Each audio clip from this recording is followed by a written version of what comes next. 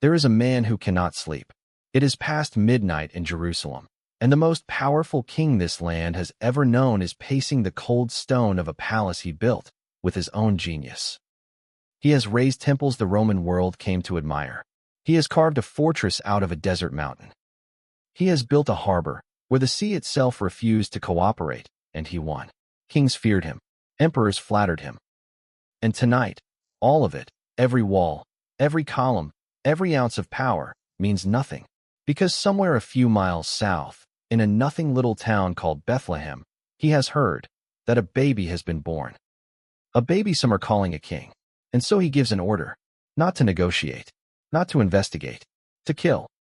Every boy under the age of 2. Every one. Now pull the camera back from that trembling old man and look at the name carved above his throne. Herod. Say it slowly. Herod. In the Greek, it is Herods, and it comes from a single root word, heros. You already know that word. It's where we get the English word hero, son of the gods, the champion, the one the songs are written about. That is what the name means. Hero. And here is the twist that almost nobody notices when they read the Gospels. This man, the one ordering the death of infants in the dark, was not the only Herod. He was the first of many. There is a whole dynasty wearing this name. A father, his sons, his grandsons, his great-grandson. 6 of them, maybe 7, and they show up at every single turning point of the New Testament. When Jesus is born, a Herod is there. When John the Baptist loses his head, a Herod is there. When Jesus stands on trial the night before the cross, a Herod is there. When the first apostle is executed, a Herod is there. When Paul makes his final defense, a Herod is there. A family whose name means hero, standing at every hinge of the greatest rescue story ever told, and every single time, standing on the wrong side of it.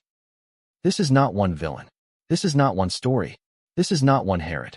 This is the strange, tangled account of an entire bloodline that carried the word hero like a crown and spent generations proving they didn't deserve it.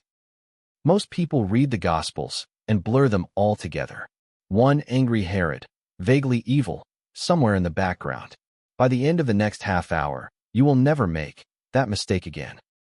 You'll be able to tell them apart.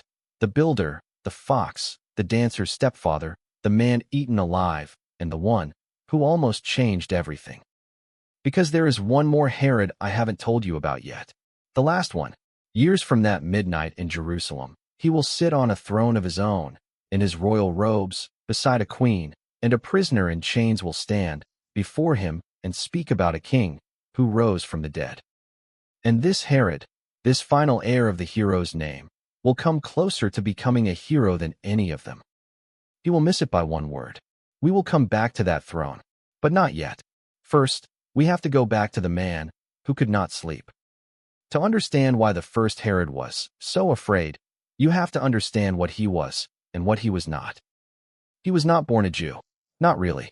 His family came from Idumea, the land to the south that had once been called Edom.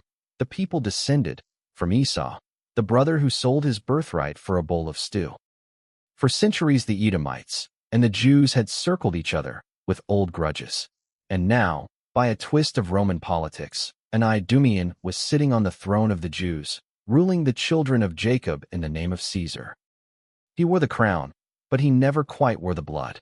And a man who is not sure he belongs on a throne will do almost anything to keep it. Here is what most people miss about this man. He was brilliant. Genuinely, dangerously brilliant. Rome called him Herod the Great, and for once the title wasn't flattery. He rebuilt the temple in Jerusalem into one of the wonders of the ancient world, a mountain of white stone and gold that made travelers stop and stare. He built the fortress of Masada in the desert, a palace on a cliff, with its own water supply, as if daring the wilderness to come and take it. He built an entire harbor city, from nothing at Caesarea, sinking massive blocks of concrete into the open sea, where no natural harbor existed. When you read the Gospels and see the word Herod, do not picture a small man. Picture a giant, a builder of the impossible. But something in him was rotting from the inside. He was terrified, always, that someone was coming to take his throne. and that fear turned him into a monster inside his own home. He had a wife named Miriam, and by every account he loved her. He had her executed. He had her mother executed. He had 3 of his own sons executed, strangled, or killed on suspicion they were plotting against him, one of them just days before his own death. This was a man so consumed by the fear of losing power that he murdered the people who shared his bed and his blood. We do not have to take the Bible's word for any of this.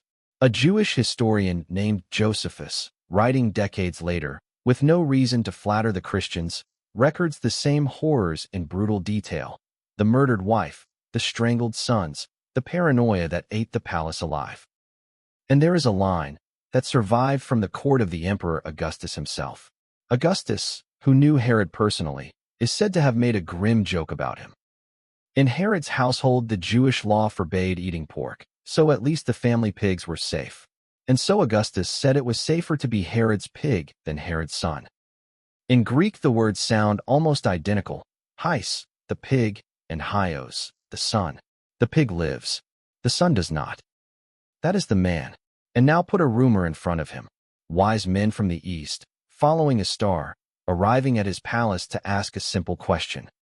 Where is he who has been born King of the Jews? King of the Jews. Born, not appointed by Rome. Not crowned in a palace. Born. A rival with a claim older and higher than anything Herod could buy. You already know what a man like this does with fear. The Gospel of Matthew tells us he sent soldiers to Bethlehem with orders to kill every male child 2 years old and under. And here is where we have to slow down, because it is easy to read that as a sentence and miss that it was a night. Picture one house. Put yourself inside it. A dirt floor, a low doorway, a single lamp. A mother is asleep, with her son curled against her, a boy barely old enough to walk, the kind of age where every day he learns a new word, and she writes none of them down, because she assumes she has years. She hears the dogs first, then the boots, then a sound at the door she will hear in her sleep for the rest of her life.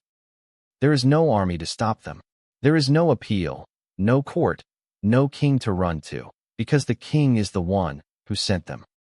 The most powerful man in the land has reached down into the smallest house in the smallest town and taken the one thing he never thought power would want. Bethlehem was not a large place.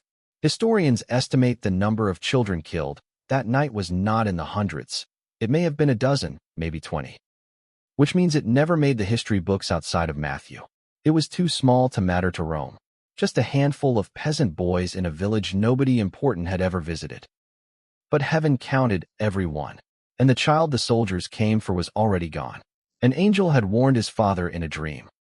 Take the boy and his mother and flee to Egypt tonight, while there is still time.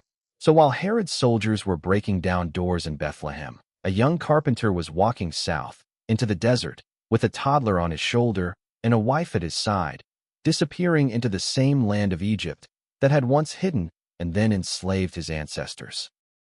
The King of the Jews spent his first months as a refugee, running from the king, who wore the name Hero.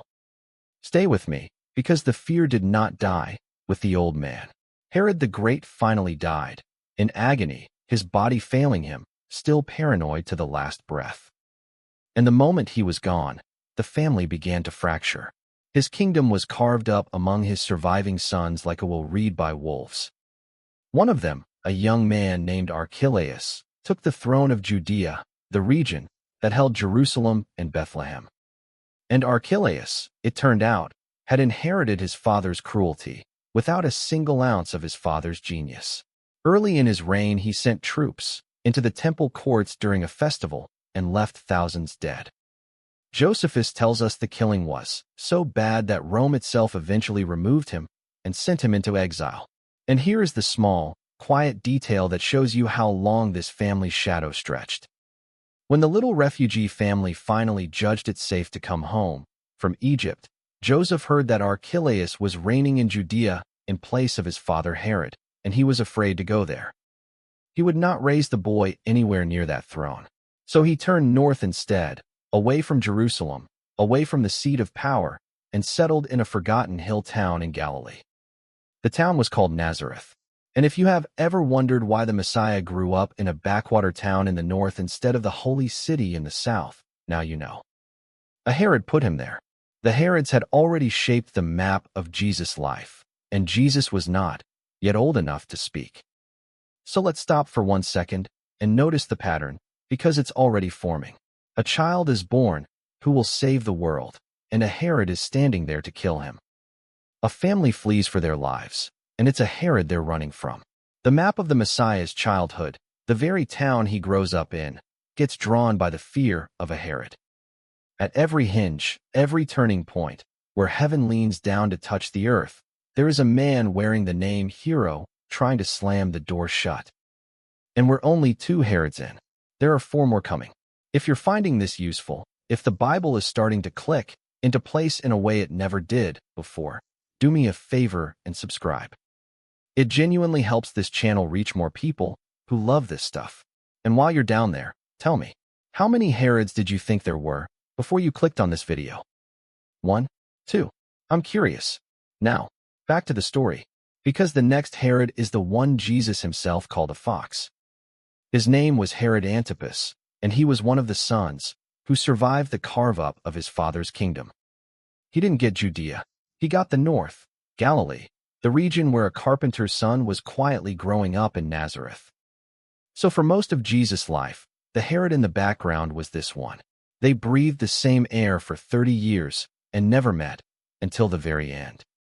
Antipas was not the builder his father was, and he was not the raw butcher Archelaus was. He was something slipperier.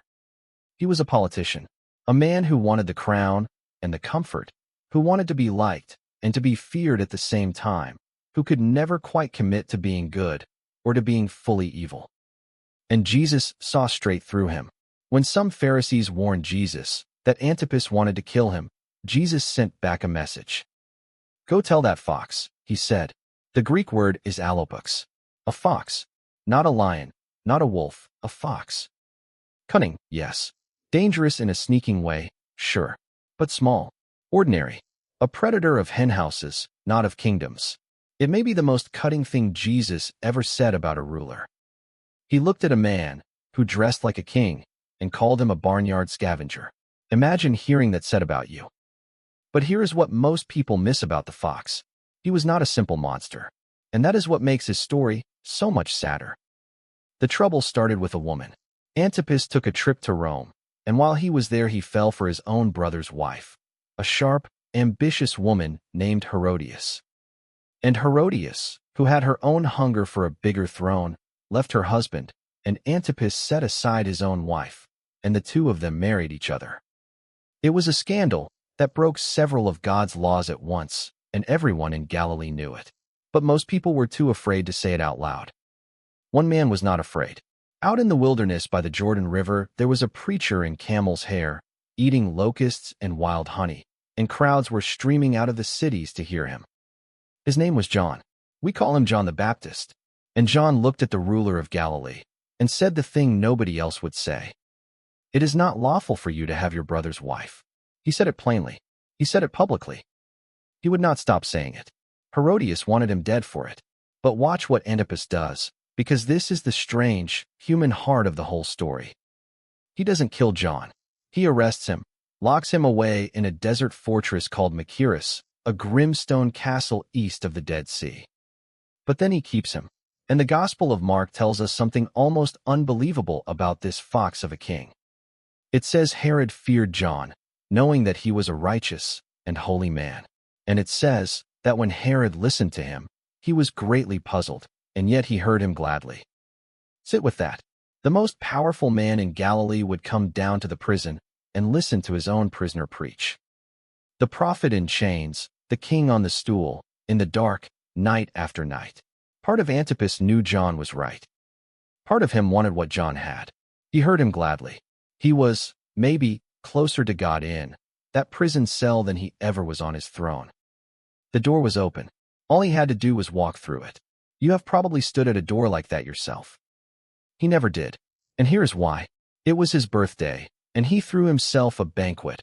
All the powerful men of Galilee, the wine flowing, the fortress lit up against the desert night. And Herodias sent in her daughter to dance. The girl danced, and the drunk king was so pleased in front of all his guests that he made a wild, showing-off promise. He swore an oath.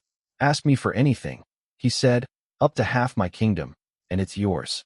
The girl ran to her mother. "What should I ask for?" And Herodias, who had been waiting a long time for exactly this, gave her answer without a pause. "The head of John the Baptist, on a platter, now." And this is the moment that tells you everything about the fox. Mark says the king was exceedingly sorry. Sorry, he didn't want to do it. The man he had protected, the man he heard gladly, the prophet he half believed, he did not want him dead. But he had made an oath in front of his guests, and he was more afraid of looking weak in front of powerful men than he was of murdering a man of God. So he gave the order, and a soldier walked down into the prison where the two of them had talked so many nights, and came back up with John's head on a dish and handed it to a girl who handed it to her mother.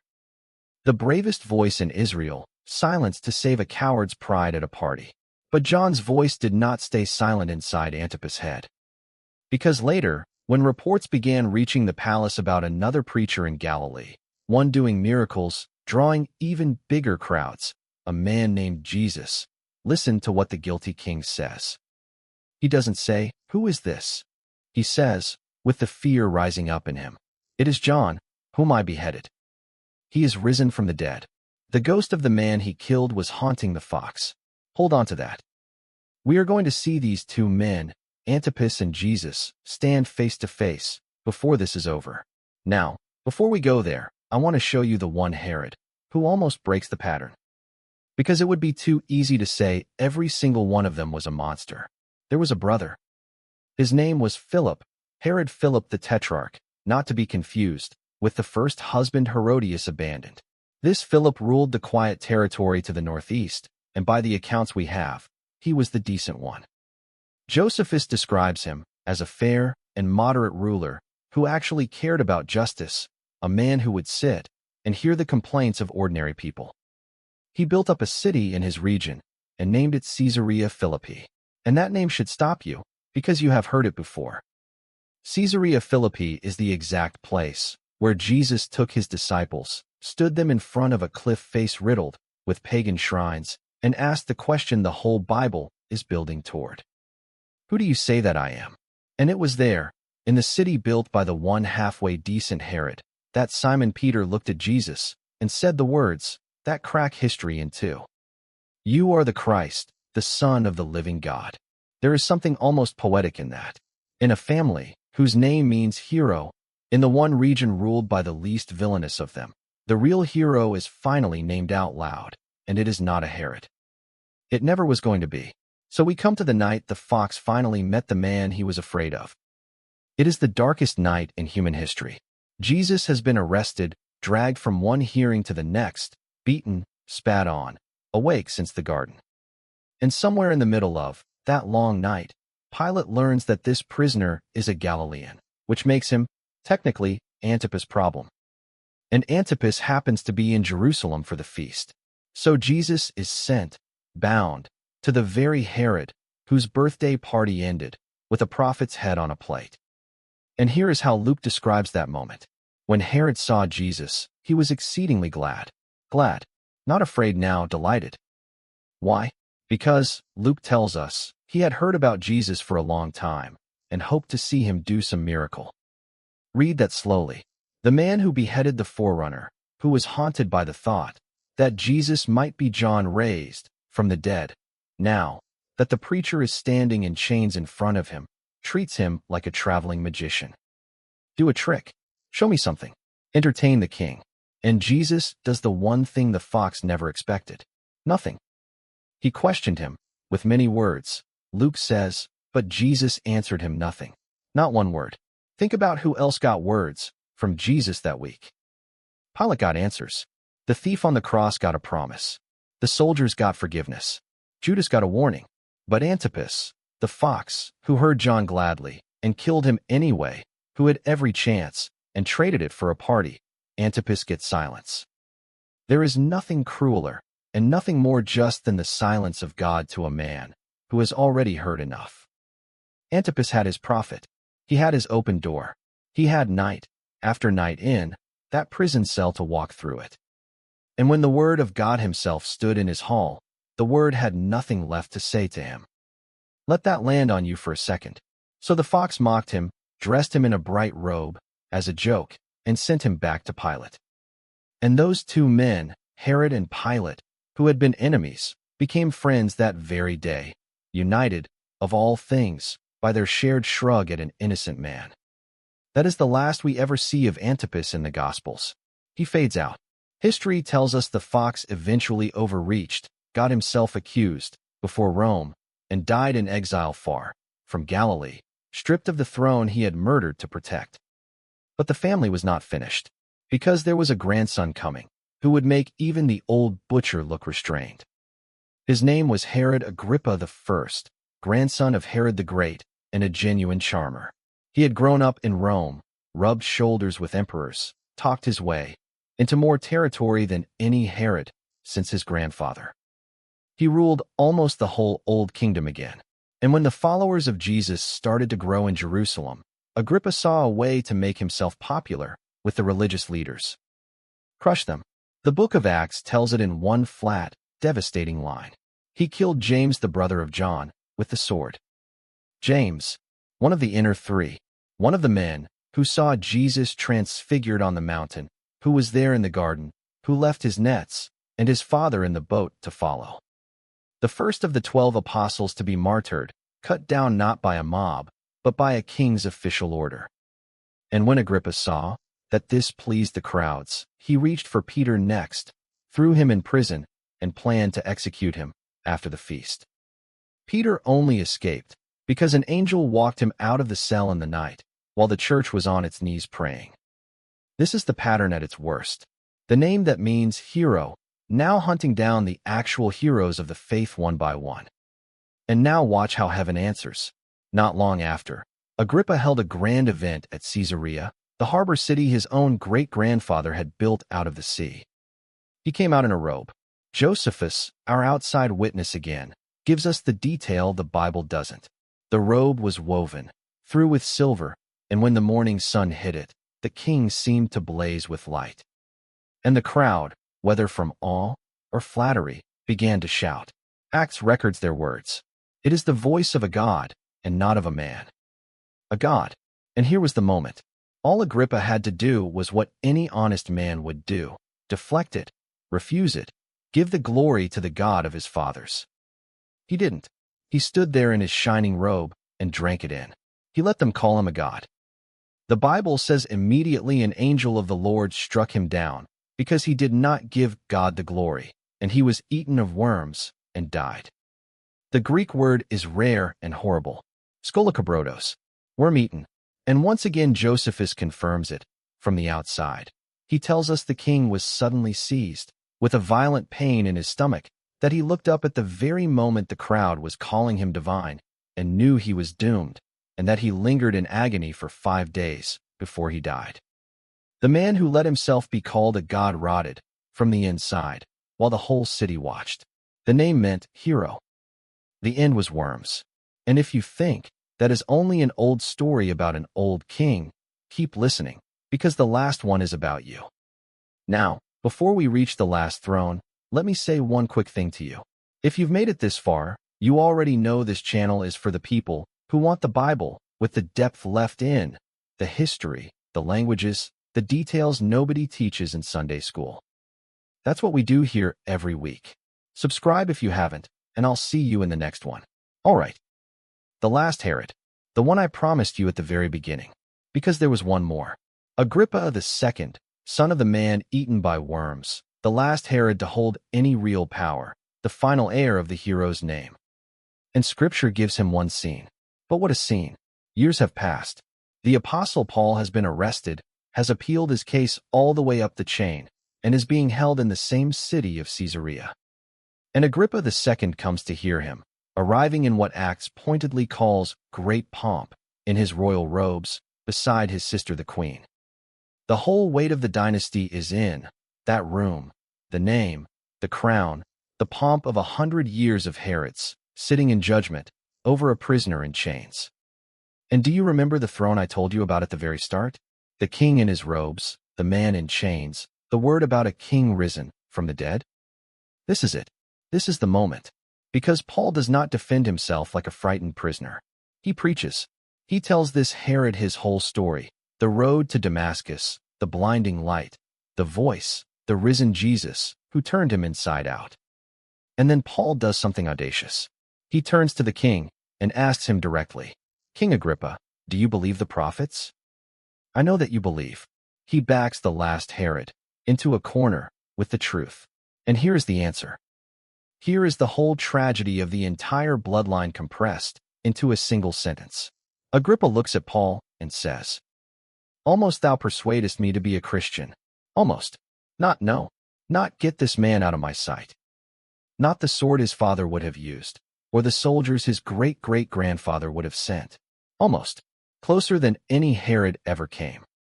For one trembling moment, on that throne, the heir of the name, that means hero, stood at the very edge of becoming one, a man who bows to the risen king.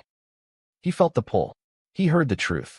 The door was open, just like it was open for his uncle the fox in a prison cell a generation before. Just like it has been open, at least once, for you. And he said almost. And he stayed on his throne.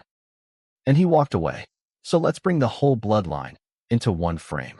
6 men, one name, Herod the Great, who feared a baby and murdered a village. Archelaus, so cruel that Rome itself had to remove him. Antipas the fox, who heard the truth gladly and killed it to save his pride. Philip, the one who came close to decent. Agrippa the First, who hunted the apostles and let himself be called a god until the worms disagreed. And Agrippa the Second, who came within one word of heaven and stayed in his seat. Let me give you 3 things to carry out of this. The first is simple, and it's the thing most people never realize. Herod was never one villain lurking in the background of the Gospels. It was a dynasty, a family, that stood at every single hinge of the greatest rescue in history. At the birth, at the baptizer's death, at the trial, at the first martyrdom, at the final defense. Wherever God was doing the most important thing, a Herod was standing there in the way. The whole New Testament, from the manger to Paul's chains, plays out in the shadow of this one family. The second one is for you, personally. Every one of these men was handed the name hero at birth. It was carved above their thrones. It was stamped on their coins. And not one of them lived up to it. Not the builder, not the fox, not the God King, not even the almost. Which tells you something the whole Bible is trying to teach. The name you're given does not decide who you become. Herod means hero, and they were villains. You can be called a Christian and live like the fox. What decides it is not the word over your throne. It's the answer you give when the truth is standing right in front of you in chains. And that brings me to the third thing. The one I actually want you to take to bed tonight. We spend all our fear on the wrong Herod. We picture the danger as the one with the sword, the man who ordered the babies killed, the man who beheaded John, the man who cut down James. Those men are monsters, yes. But look again at the last one. Agrippa the Second didn't kill anybody in his scene. He didn't rage. He didn't draw a sword. He sat in his robes and listened to the gospel and felt it pull at him and said one soft, ruinous word. Almost. And then he went back to his life. This is not a story about a king who said no. This is not a story about a king who fought God. This is not a story about a sword. This is a story about a man who came close enough to feel it and let the moment pass. Because almost is also an answer. The most dangerous Herod in the whole Bible is not the one who slammed the door. It's the one who left it open a crack, felt the warmth on his face, and walked away anyway. You can be almost persuaded your entire life. You can love the sermon and admire the preacher and feel the tug in your chest and still, in the end, keep your seat. So here's my question for you, and I really do want you to answer it below. Which Herod unsettled you the most in this video? The one with the sword or the one who said almost? Be honest. I read these. Here's where I'll leave you. The name meant hero. 6 men carried it, and not one of them earned it. Not the genius who built the temple. Not the fox. Not the shining king in the silver robe. The word hero passed through that whole family and found no one worthy of it, because the real hero was never wearing the crown. He was the baby they tried to kill. He was the silent man in the borrowed robe. He was the risen king a prisoner in chains was still preaching about, decades and generations later, to the last Herod on the last throne. The Herod spent 100 years standing in his way. He saved the world anyway.